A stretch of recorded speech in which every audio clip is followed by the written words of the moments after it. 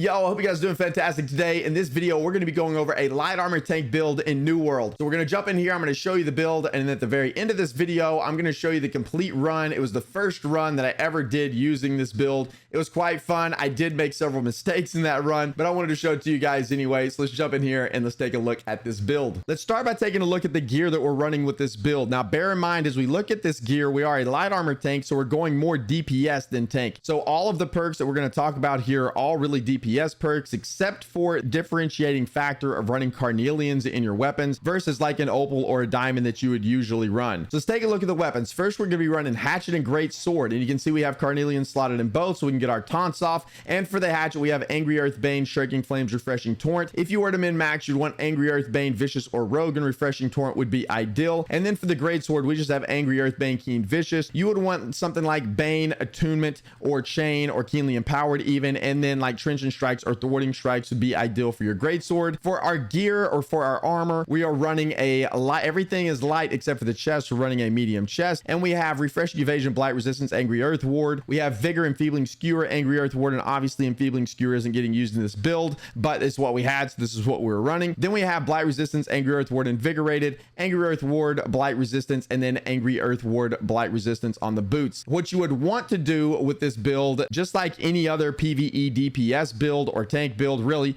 you would want to have Ward, Refreshing, and then your weapon perk of choice on your gear. That would be the ideal setup. Obviously, ours is kind of all over the place, but we were really just after the Ward. That was the most important thing and is the most important thing that you want to have on your armor whenever you're running the expeditions. So then let's take a look at the jewelry. For the jewelry, we have Purify, Nature Protection, Health. You would ideally want to switch Purify out for something like Refreshing probably, but it worked nonetheless. For the ring, we're running the Legate's ring, which in my opinion is just fine for a DPS build and for this build too. And then we are running Doom's Chance earring for our earring. And then for the heart rune, I was running the brutal heart rune of Bile Bomb because this week Genesis has the vampiric promotion, so enemies are going to heal for 20 to 40% of damage done. So running the Bile Bomb was just kind of fun, something to do and help to mitigate some of that healing that the enemies were doing. That's why I was running Bile Bomb, but you could switch that out for like Stone Form or for Detonate if you wanted to go that route. One of those two would be fine. And then the gems that I'm running in my armor are all opals. If you want to see an explanation as to why I run all opals and I'm only running a Nature Ward amulet, you can go check the video that I posted a while back about how you never have to change your gems again. I'll make sure to link that down in the description below, and it did work out quite well for this build as well. I didn't really have any problems, but if you find that your mitigation is lacking in the elemental area or elemental department, you're taking too much of the elemental damage in the mutation, then you can always opt to slot in some elemental gems in your gear here and then mitigate some of that damage even further. All right, so now let's take a look at the skills that we were running for each of the weapons. The Greatsword is very straightforward. I was using the Greatsword as just a back bar defensive weapon, and that's it.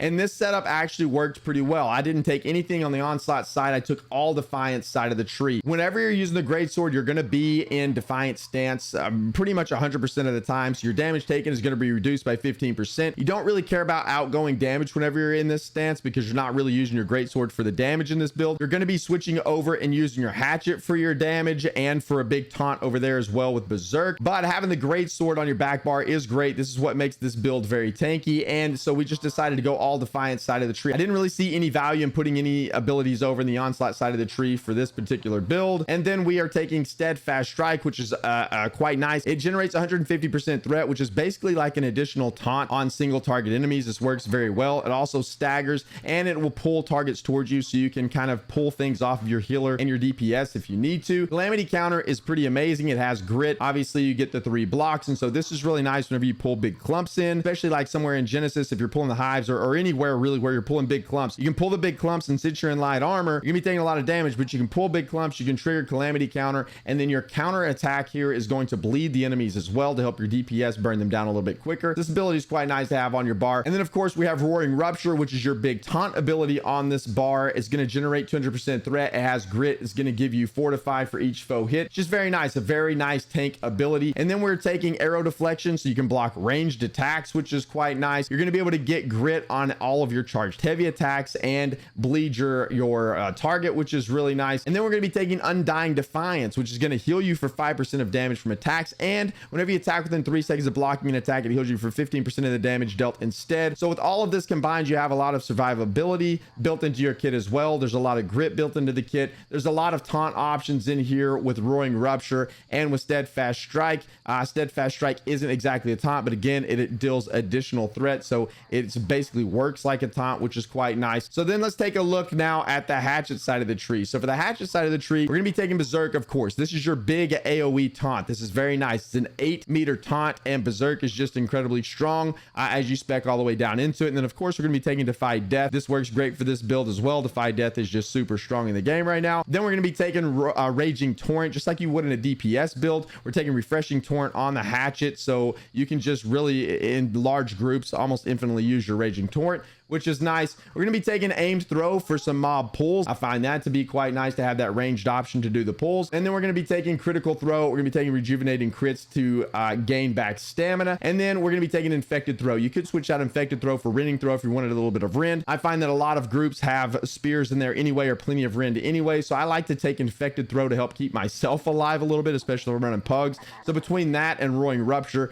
you have a decent amount of weaken that you can apply to your enemies, and so it helps keep you alive a little bit longer. So now let's take a look at the attributes that we're running. This is the attribute split that I chose to use whenever I ran this for the first time. We ran 215 strength, 150 dex, and 150 con. Later on, I decided to drop my constitution down to 100 and try this light armor tank build with 100 con as well. And surprisingly, it did okay, especially with the Greatsword side of the tree. You're able to mitigate a lot of damage. And the Greatsword also has quite a lot of block stability. In the video that you're about to watch at the end of this, that shows my first run with this build, I did not block very much, which was a big mistake. You can block with the Greatsword a lot and it'll save you from dying. I dodged a lot because I was in more DPS mode, but you can block pretty effectively with the Greatsword too. So we have 215 strength, 150 dex, 150 con. I wanted to go 150 dex for the additional dodge roll because again, I was dodging around a whole lot. You probably don't need that. You can use the Greatsword and block a lot. You could push up to that 300 strength bonus to get the grit if you wanted to. I don't think that's entirely necessary though, because you already have a lot of grit built into your kit, but you can do that if you wanted to with this build. But that's the attribute split that I was running. This works pretty good for me. I liked it. We'll take a look at consumables real quick. I did use infused Angry Earth coatings and powerful honing stones for this build because I was trying to pump out a lot of damage as well to help the DPS out to get into some quicker runs, which was fun. But bear in mind, again, I was doing these runs with this build with pug groups for the entire week of Genesis. And yes, I know Genesis, you can run it with 4 DPS and 1 healer. Genesis is most definitely one of the easier expeditions in the game, but what better time to try out some kind of light armor tank build than a week when you have something like Genesis that's a little bit easier, to see if this is worthwhile or worth doing. And I found out that it was a lot of fun. I don't know if running this in every expedition will be viable, but it definitely works in Genesis and it is a lot of fun. I had a ton of fun doing this. All right, so now what I want to do is I want to show you guys the very first run I ever did with this build. It was in the Garden of Genesis. I did mess up a few times, but I thought it'd be fun to show you the very first time that we ran this build. I was dodging way too much, so make sure you're blocking with the Greatsword if you try to use this build, because it does have some decent block stability on there, and I was underutilizing that a lot. I was much more in a DPS mind than in a tank mind. I was trying to help deal out a lot of DPS as well. I think I did go down a couple of times in this video, but it was fun